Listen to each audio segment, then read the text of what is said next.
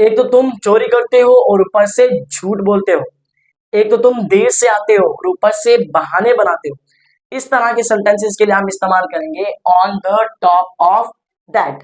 On the top of that का मतलब होता है एक तो ऊपर से, इसके अलावा, मजीद या इसके बावजूद। इन चारों के एग्जाम्पल्स हैं, इन चारों के मतलब में भी हम इस्तेमाल कर सकते हैं on the top of that.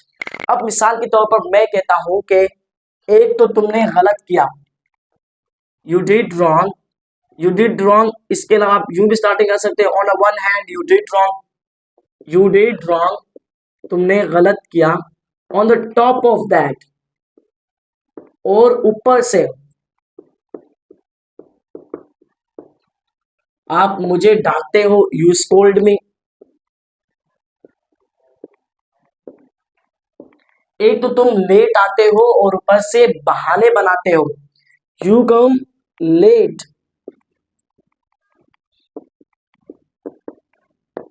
On the top of that,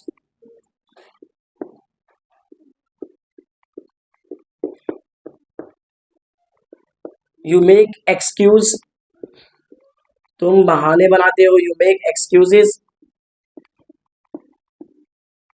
अब on the top of that को इसके अलावा के मतलब में देखते हैं। फॉर एग्जाम्पल, इस वर्ड्स के अलावा या इस लफ्ज के अलावा आपको और लफ्ज इस्तेमाल करना चाहिए। अब मैं कहता हूं कि ऑन द टॉप ऑफ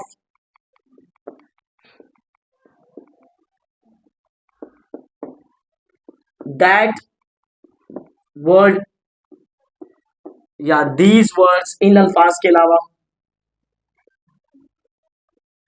आपको ये अल्फाज बोलने चाहिए। You should speak